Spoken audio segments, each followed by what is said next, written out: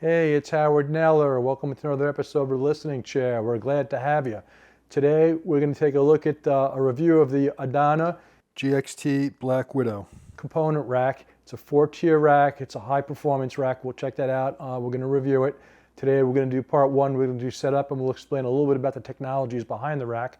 Before we do, just let me say, check out our new website, www.thelisteningchair.net. And also, it's been, I think everyone's been pretty loving the site pretty much. And also, we have on our Facebook, we have our group where people are posting, members of our group are posting photos of their systems from all over the world.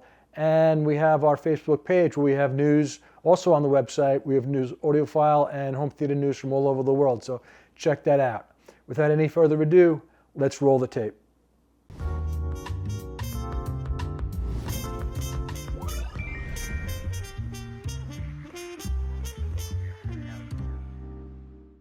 So before we take a look at the Adona GXT Black Widow rack, let's talk a little bit about racks in general, because racks can be a very anxiety-producing topic for audiophiles. First is the cost involved. They're typically, good racks are very expensive. Everything's very expensive these days, but racks in particular are expensive. And the cost comes after you've kind of shot your wad on components, speakers, cables, and the like. So now all of a sudden you have another big expense. What makes it even more anxiety producing is that every manufacturer seems to have a different technology that they're promoting. So there's really, like, take a look first, I guess, take a look at the materials that are used. Some manufacturers use wood, some use aluminum, some use carbon fiber, some use ceramic, some use glass, some use stone. Here, the Adona rack uses granite. And there's all different materials, and every manufacturer says that what they're doing is best. And I'm not a huge fan of wood. I typically, there's two kind of, let me just back up and say there's two kind of racks. There's furniture and there are performance racks, and they typically don't have a lot to do with each other. The furniture racks look nice. They'll hold your components. They won't necessarily improve your sound. Sometimes they'll often change the sound, but whether that's for the better is a different story. And you can't go by cost. There are some furniture racks that are extremely expensive and sold by high-end shops and carried by high-end distributors. So you really have to know what you're buying. But getting back to the different design theories, there's have all these materials. And what I've found over time is basically it's execution. That there's a lot of different ways to make a good rack. I don't know that there's one best or non-best, but one material I'm not so crazy about is wood. I don't see wood being very linear. I don't know how you control how everything sounds the same all the time using wood. Every shelf could be different. Every rack could be different. But I have heard one or two very good sounding wood racks. So it's really all about execution. And there's been a lot of thought on the Adona rack, as we'll see, as far as how they've executed with their granite, because granite could be very kind of zingy and it could be very bright sounding. And it all comes down to basically how they do it. Another note I just like to make is that I don't know about looking in the dictionary, but for me, with all the stuff that I've done with resonance control, with vibration control rather, I look at resonance as being different than vibration. Everything resonates. The earth core resonates at a certain frequency. Our bodies resonate at a certain frequency.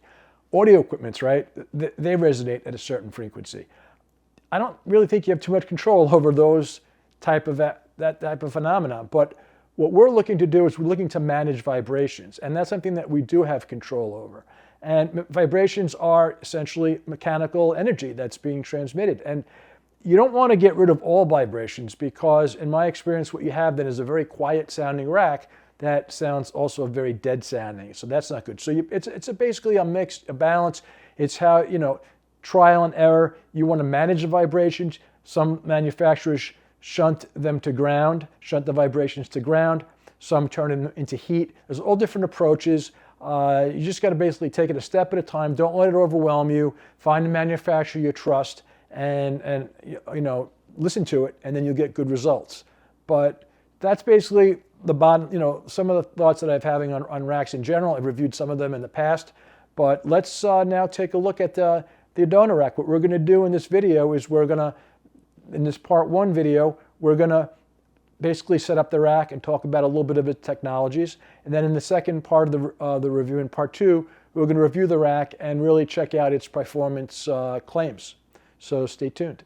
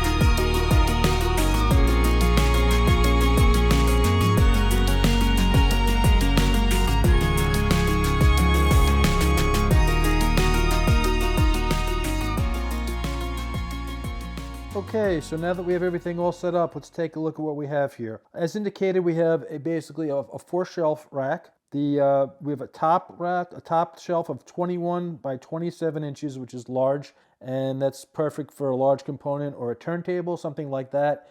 And then we have 3 18 by 18 inch shelves below that. And this is a made in the USA rack. Now, talking about the shelves, I think the shelves I find particular interest in. They're a multi-layer construction for each shelf. The top layer is granite, which is said to provide hard and high mass for stability. What the manufacturer, what Adona says here, is that granite can be very zingy in the high frequencies, but the way they do it, it's all about what kind of granite you get and how it's constructed. So they're using, granite is 4 minerals, and each piece of granite has a unique texture and a unique mineral pattern. So they look for stuff that they like at the company. So the top layer is granite for the high mass and for stability, very heavy. Actually, the company says that some granite can be really, really nasty to work with. So they pick out the granite that sounds really good. The thing that's important that the company says, other than the makeup of the granite, the mineral makeup, is the thickness. So they use about a little bit under 5/8 of an inch, and they say that using any more or using any less will not work. And then under the granite layer is an inner-core mystery layer, which the company says functions as a bandpass filter, proprietary construction, so they're not going to really tell what that's about. They've told me that some folks have tried to reconstruct that at home, but they've never really been able to make that happen, so they're not going to talk too much about that. And then the lower or substrate level is MDF, which has the purpose, according to the company, of draining the energy from the top granite layer. One thing that I like, all this is explained in depth on Adona's website, so if you want more information there, either about the shelves or the other parts of the rack, just check out the website. And by the way, Adona states that the rack can hold, each shelf can hold 300 pounds, so that's a pretty heavy load. Moving on to the frame, it's an X-frame type of construction, aluminum for the vertical columns, steel cross beams. Looking at the columns, we have extruded aluminum, which the company says drains vibration down to ground. The columns are about 14.5 inches wide. They weigh about 2 pounds per foot, and they really have a lot, as I can attest, they really have a lot of strength and rigidity. And there's some other parts in here. There's the platform support brackets and some other aluminum pieces, and which allow you to direct couple or to float the shelves. But all these parts are very well made, really made of solid aluminum and really impressive.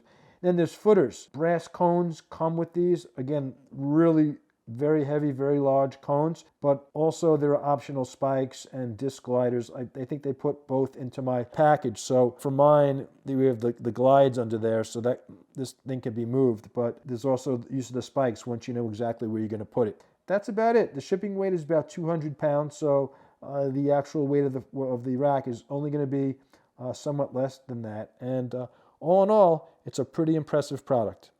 Okay, so that concludes part one of our review of the Adona GXT Black Widow rack. We've taken a look at the rack. We've also taken a look at a little bit of the technologies that it uses, and we've talked about racks in general. So stay tuned for part two where we discuss the rack's performance. Again, check us out on the web, thelisteningchair.net, also on Facebook under The Listening Chair, and we'll see you next time. Thanks.